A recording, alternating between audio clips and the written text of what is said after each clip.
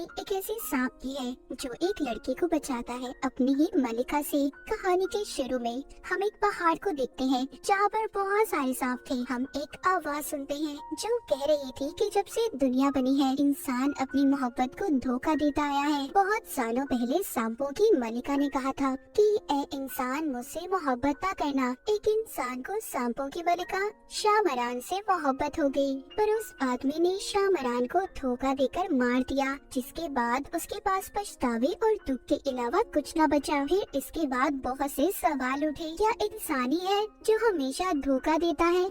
वहीं पर हमें एक आदमी दिखाया जाता है जो पहाड़ से कूदकर अपनी जान दे देता है, पर फिर भी वो नहीं मरा था। और ये वही आदमी था जिसने शामरान को धोखा दिया था। अब ना तो उसको मौत आती थी और ना ही वो सुकून की जिंदगी जी रहा था। फिर इसके बाद कहानी में हमें एक लड़की दिखाई जाती है जिसका नाम सासू था।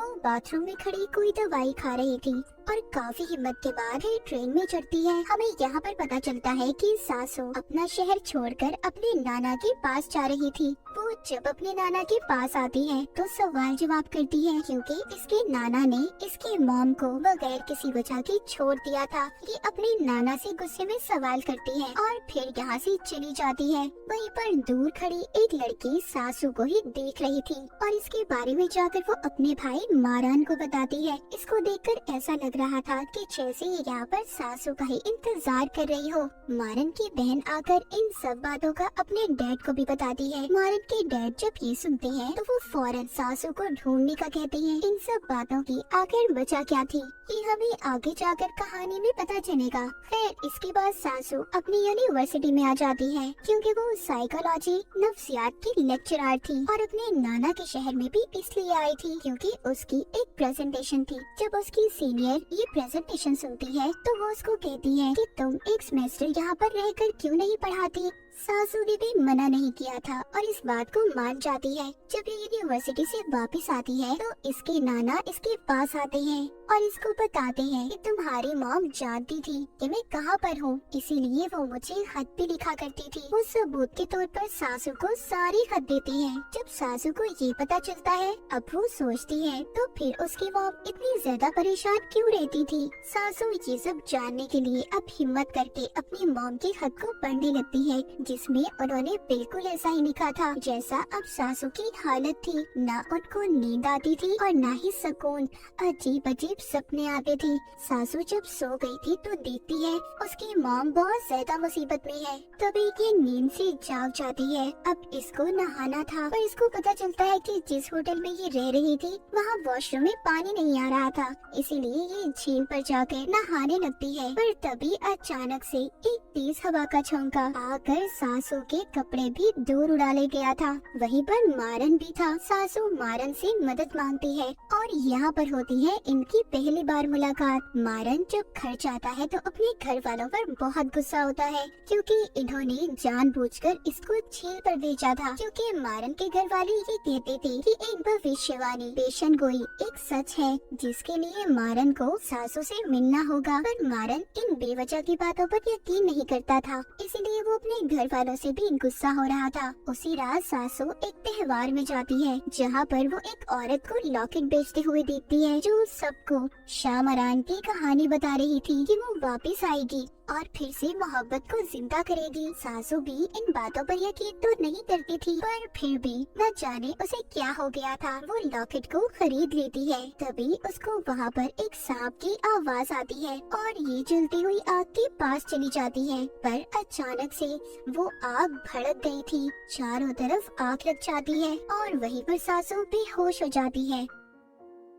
मारन वहाँ पर आकर उसे बचा लेता है और उसको उसके नाना के घर पर छोड़ देता है। सुबह जब सासू उठती है तो अपने नाना से पूछती है कि मैं यहाँ पर कैसे आई। वो बताते हैं कि मैंने तो तुम्हें सोते हुए देखा था तो मुझे लगा तुम खुद आई होगी। तभी सासू सामने घर में जाती है जो मारन का था। ये उससे पूछती है कि कल रात क्या हुआ था, पर वो तो साफ मुकर गया था कि ऐसा कुछ नहीं हुआ, न कोई आग लगी न मैंने तुम्हें बचाया। सासू अब काफी परेशान हो चुकी थी, उसे सब जानना था कि उसके साथ हो क्या रहा था।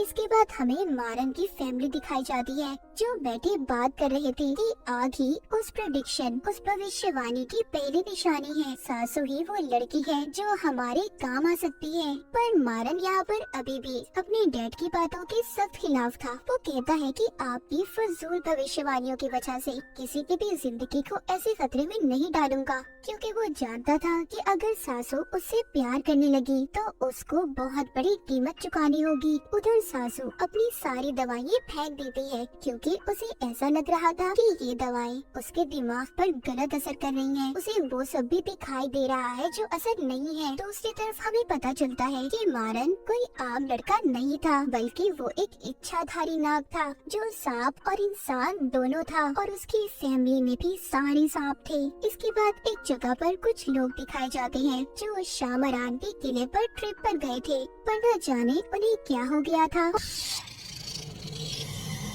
और एक एक करके वो वहाँ पर बने कुएं में छलांग लगा देते हैं। ये वीडियो भी काफी ज्यादा फैल चुकी थी। इसके बाद हम इस कहानी में एक लड़की को देखते हैं जिसके पूरे जिस्म पर सांप लिपटे हुए थे, और वो अपने गुलाब से ये कह रही थी कि सासू अब आ चुकी है, उसके दिमाग से खेलो और उसको मेरे पास ले आओ। इसका मतलब ये था कि उसको ऐसी उलझनों में फंसा दो कि वो खुद चलकर मेरे पास आ जाए। अब ये लड़की कौन थी और इसका सासू से क्या कनेक्शन था, क्या ये हमें आगे आगे कहानी में पता चलेगा। सासू अब अपने नाना के घर में थी, तो वो जब जा रही थी उसके नाना उससे बात तो नहीं करते, पर गाड़ी की चाबी दे देते हैं। ये बाहर आकर मारन से बात करती है। इन दोनों की अच्छी दोस्ती हो गई थी। उधर मारन अपने डैड और एक आदमी से बात करता है। इसको भी अब आहिस्ता आहिस्ता भविष्यवाणियों पर यकीन आ रहा था। वो आदमी कहता है कि हमने आग वाला हादसा तो दबा दिया, पर कोई वाली बात सब लोगों को पता चल गई है और दुश्मन को भी खबर हो गई है। बाहर मारन की बहनें भी इसी बारे में बात कर रही थी, जिससे हमें पता चलता है कि वो सांपों में लिपटे लड़की ही इनकी दुश्मन है, सभी इच्छाधारी सांपों की, यानी कि जो इंसान बन सकते थे। उधर सासू को दिखाया जाता है जिसकी सीनियर यूनिवर्सिटी में उसको सियान नाम के लड़के से मिलवाती है, जो आगे प्रोजेक्ट में उसकी मदद करेगा। सियान उससे मिलते ही सासू के साथ काफी ज्यादा फ्री हो रहा था। सासू भी जब वो कुएं वाली वीडियो देखती है तो डर जाती है। तभी उसको ख्याल आता है कि उसने जो त्योहार वाले दिन लॉकेट खरीदा था वो कहाँ है। वो उस आग वाले हादसे में गुम हो गया था, इसलिए ये अब उस स्टॉल वाली औरत को ढूंढने मार्केट में जाती है, जहाँ पर इसे औरत तो नहीं मिलती, पर एक आदमी अपना पीछा करता दिखाई देता है जिसने काले रंग के कपड़े पहने हुए थे और अपना चेहरा ढका हुआ था। ये देखकर सासू जब उसके पीछे जाती है तो वो गायब हो गया था। वहीं पर एक और आदमी था जो सासू से काफी बदतमीजी कर रहा था और उसको वहाँ पर जितने भी लोग थे अजीब नजरों से देख रहे थे। सासू सब देखकर बहुत ज्यादा परेशान हो जाती है। रास्ते में उसे मारन मिलता है, जिसे मिलकर ये सब बताती है। मारन इससे कहता है कि तुम्हें वापस घर चले जाना चाहिए, ये जगह तुम्हारे लिए खतरनाक है, पर उल्टा सासू उसकी बात समझने के बजाय उससे कहती है तुम मेरे बारे में जानते ही क्या हो जो मुझे ऐसे नसीहतें कर रहे हो। मारन कहता है मैं देख सकता हूँ तुम डरी हुई हो। ये सुनकर सासू खामोश हो गई थी, क्योंकि सच में ऐसा था। रात को घर पर मारन की बहन उससे बात करती है, कहती है कि तुम यकीन क्यों नहीं कर लेते सब बातों पर। तुम और सासू एक दूसरे की जरूरत हो, तुम ही हो जो उसके लिए बने हो। पर मारन कहता है नहीं, मैं ऐसा नहीं कर सकता, और इसी भविष्यवाणी की वजह से बहुत सी औरतों की जान गई है, पहले सासू की मॉम की और फिर हमारी मॉम। अब मजीद ये सब बर्दाश्त नहीं करूँगा। लेकिन इन सब बातों के बावजूद मारन सासू से दूर नहीं जा रहा था। सासू के नाना वही दवाइयाँ खा रहे थे जो सासू खाया करती थी। इसका मतलब ये था कि ये कोई इनकी खानदानी बीमारी थी। रात को सासू जब सो रही थी तो वही मशकूक आदमी इसके कमरे में आता है। सासू का लॉकेट भी उसके पास ही था। वहीं पर एक बहुत बड़ा सांप आता है, सोते हुए सासू पर लिपट गया था। सासू इन सब से डरकर जब उठती है तो इसके बारे में वो नहीं जानती थी ये कोई सपना था या हकीकत। इसीलिए सासू इन सब से तंग आकर झील में तैरने चली गई थी। अगली सुबह जब ये यूनिवर्सिटी जाती है तो सियान इसको खाना खाने के लिए साथ ले जाने का बोलता है। जब ये खाना खा रही थी तो सासू जब वॉशरूम जाती है, इसको वहाँ से सांपों की आवाज आ रही थी। और उसको वहाँ पर ऐसा लग रहा था कि जैसे ये पानी की आवाज थी, पर उसके जाते ही वहाँ पर वही आदमी था जो अब तक इसका पीछा कर रहा था। फिर जब सियान सासू को घर छोड़ता है, मारन भी अपने घर के बाहर खड़ा था जो इन्हीं को देख रहा था, जिससे हमें पता चलता है कि मारन सियान को जानता था। इनका आपस में कोई रिश्ता तो था पर अच्छा नहीं था। अब रात को सासू अपने नाना के हाथों पर निशानों को देखती है जो ऐसे थे जो हाथ बांधने से बचते हैं। अगले दिन सासू जब यूनिवर्सिटी थी तो मारन की बहन अपनी बहन को कॉल करती है कि वो सासू का ख्याल रखे, पर इससे पहले वो उसका ख्याल रखती बहुत देर हो चुकी थी। वो उस आदमी को देख लेती है जो इसका पीछा कर रहा था। वो उसका पीछा करती एक खाली कमरे में आ गई थी। वो जब अंदर जाती है तो सासू वहाँ पर एक बहुत बड़ा सांप देखती है और कमरे का दरवाजा खुद ब खुद बंद हो गया था। पर सियान वहाँ पर आकर उसे पहचान लेता है और कहता है कि सिर्फ तुम्हारा कोई वहम है और कुछ नहीं। सासू अपने साथ होने वाले इन हादसों से अब आवाज़ार हो चुकी थी। वो अपने घर चली जाती है, पर तभी हमें यहाँ पर पता चलता है कि सियान भी एक सांप था जिसको सासू का ख्याल रखने के लिए भेजा गया था। उधर मारन के डैड के पास एक बूढ़ा आदमी आता है जो उन्हें बता रहा था कि बदले की भूख शामराग के किले से नहीं बल्कि यहीं से आ रही है। ये सांप अब भविष्यवाणियों पर यकीन नहीं करते और अगर उनकी असलियत इंसानों के सामने आ गई कि हमारे जैसे सांप उनके दरमियान में रहते हैं तो किसी के लिए भी अच्छा नहीं होगा। वो बूढ़ा आदमी कहता है अगर दोबारा से इंसान और सांपों के दरमियान मोहब्बत ना हुई तो शामरान वापस नहीं आ पाएगी और हम सबके साथ बहुत बुरा होगा। उधर सासू अपनी मॉम का अगला खत पढ़ती है जिसमें लिखा था कि उन्हें नींद में चढ़ने की बीमारी है और यही वजह थी कि वो खुद को बांध कर सोती थी। तभी सासू को उसके नाना के निशान याद आते हैं। इसे पता चलता है कि ये बीमारी उसकी मॉम और उसे विरासत में मिली है। जब वो चेक करती है तो उसे अपने नाना की अलमारी से दवाइयाँ भी मिलती हैं। रात को जब उसके नाना घर आते हैं तो सासू बहुत ज्यादा नशे में थी। वो अपने नाना से कहती है कि आपकी वजह से मेरी और मेरी मॉम की जिंदगी खराब हुई, पर उसके नाना उसको चुप करवाते हैं। तभी मारन जब ये देखता है कि सासू कितने नशे में है तो वो उसके पास आ जाता है, पर सासू उसके साथ अजीब हरकतें कर रही थी। जब सुबह होती है तो मारन कुर्सी पर बैठा सो रहा था। सासू उसके पास जाती है। वो उसको बताता है कि कल रात तुम नशे में थी और मैं चाहता तो तुम्हारा फायदा उठा सकता था, पर मैंने ऐसा नहीं किया। जब सासू अपने नाना के साथ डेट कर रही थी तो दोनों एक दूसरे को अपनी बीमारी के बारे में बताते हैं। वो दोनों अब अपना रिश्ता ठीक करने की कोशिश कर रहे थे। सासू अब मारन के पास जाती है।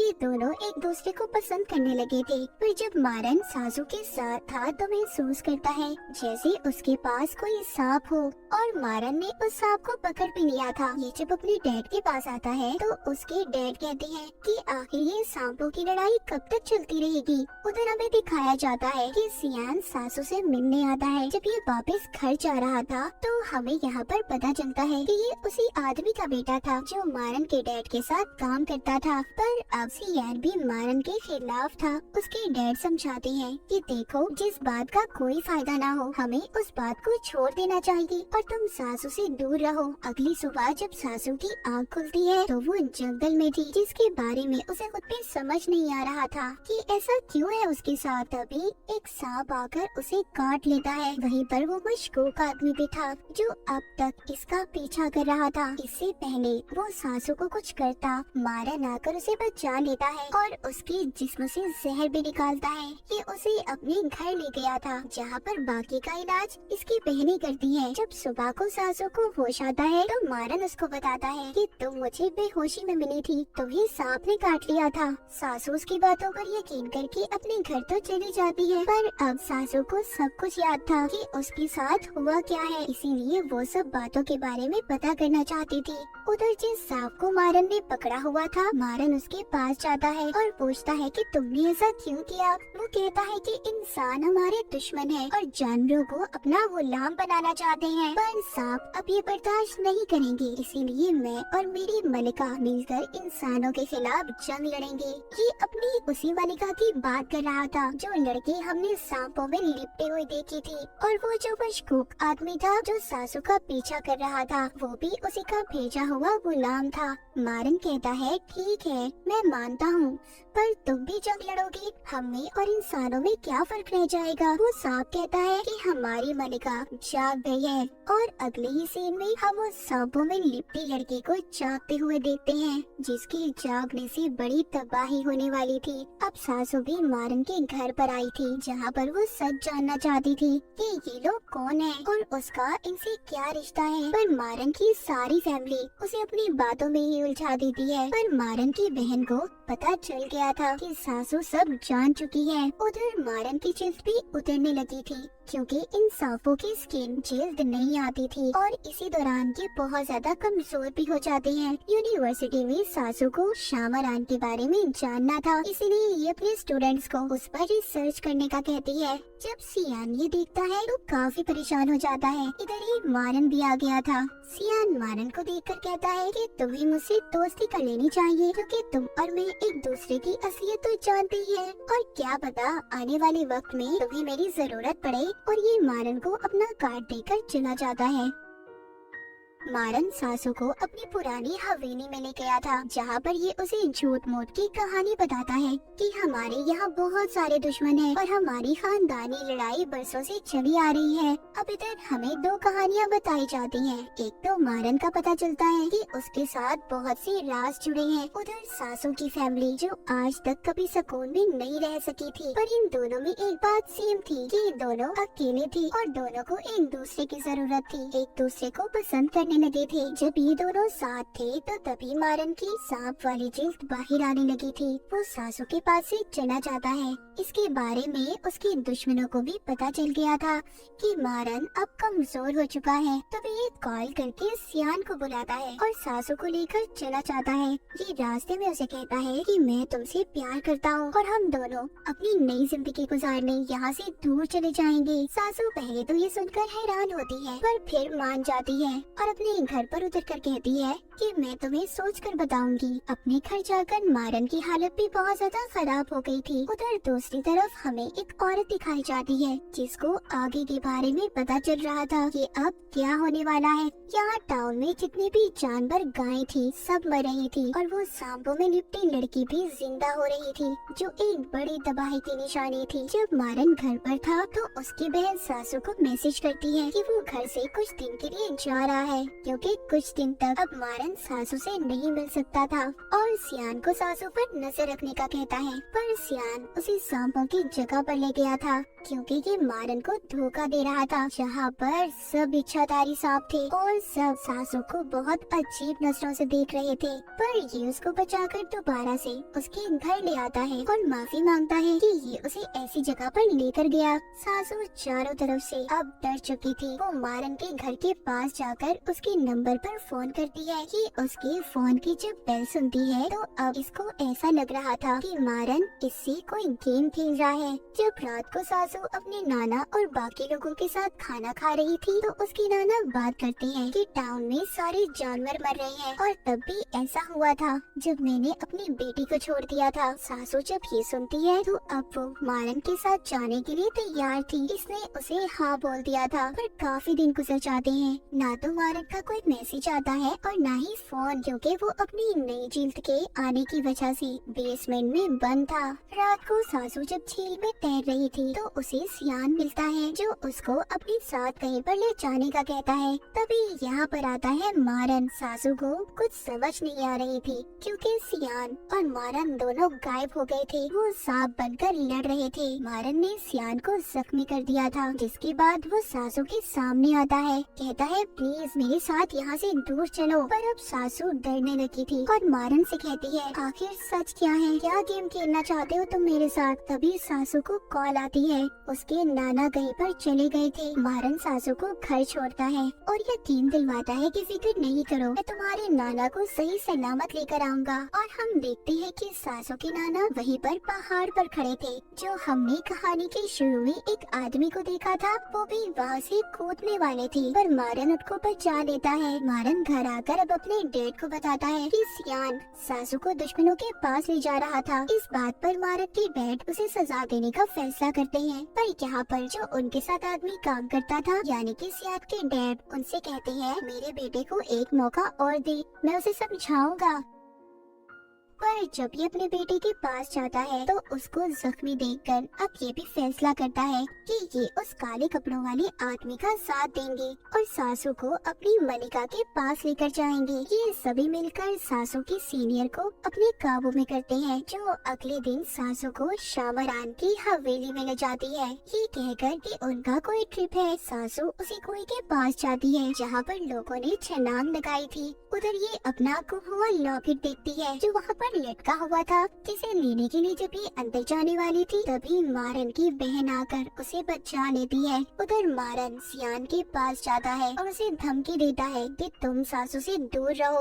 वहीं दूसरी तरफ मारन की बहन को सीनियर को देखकर पता चल गया था कि उस पर सांप का असर है। उस पर दुश्मनों ने अपना काबू कर लिया है। जब सासू घर आती है तो इसके नाना का इलाज वही औरत कर रही थी जिसको हमने पहले देखा था, जिसको भविष्यवाणी के बारे में पता चला था। वो अपने नाना को हॉस्पिटल ले जाने का कहती है। सासू अपने नाना को बताती है कि आप मेरे लिए बहुत अहम है। मारन के घर में भी रात को दावत थी जहाँ पर मारन के डैड सबको बुलाते हैं। अब क्योंकि सासू और मारन इतने दिन दूर रहे थे, वो कुछ वक्त गुजारने झील पर चले जाते हैं। इधर दावत में सासू के नाना की भी तबीयत खराब हो रही थी, इसी वजह से वो भी अपने घर चले गए थे। मारन की बहनें उस सीनियर को बांध देती है ताकि वो इसके अंदर से छुपे सांप को बाहर निकाल सके। उधर झील पर मारन सासू की कमर पर सांप के बनते हुए निशान देखता है और काफी खुश होता है। इसका मतलब ये था कि सासू भी अब सांप बन चुकी थी, या फिर मारन ने उसे अपने जैसा कर दिया था। अब हैरी और मारन वापस से दावत में आते हैं। मारन उस सीनियर के मुंह से सांप निकालता है जिससे वो भी आजाद हो गई थी। वहीं पर मारन के नौकर की बीवी जो माँ बनने वाली थी, उसकी हालत भी खराब हो जाती है। शायद ये अब आखिरी भविष्यवाणी थी कि एक इंसान सांप को जन्म देगा, पैदा करेगा। मारन की फैमिली उसकी मदद करती है। उधर सासू के घर पर मारन उसके साथ था। उसके नाना ने जहर खा लिया था, इसीलिए मारन उन्हें बचाने की खातिर अपने असल रूप में आ गया था, यानी कि एक इच्छाधारी नाग के रूप में। अब यहाँ पर हमें असल कहानी पता चलती है कि सासू के नाना ही वो आदमी थे जिन्होंने शामरान से मोहब्बत की थी और उसको धोखा दिया था। यहाँ पर सासू को अब मारन बताता है कि तुम्हारे नाना ने शामरान मलिका को धोखा दिया था। उसके किले का पता इंसानों को बताया, जिसका पता शामरान की बहन को चल गया था। वो इंसानों के खिलाफ हो गई, तो शामरान ने उसे अपनी ताकतों से गहरे कुएं में कैद कर दिया और अपनी सारी ताकतें तुम्हारे नाना को दे दी, जिससे वो कभी भी मर नहीं सकते थे, चाहे कुछ भी हो जाए। और उनकी सजा उनकी आने वाली नस्लों को भी बर्दाश्त करनी है। वो जब मरने की कोशिश करते हैं तो दोबारा जिंदा हो जाते हैं और फिर से याददाश्त गुम होने के बाद एक नई जिंदगी जीने लगते हैं। और भविष्यवाणी यही है कि एक इंसान को सांप से मोहब्बत होगी, जो इंसान तुम्हारे नाना के खानदान से होगा, यानी कि तुम।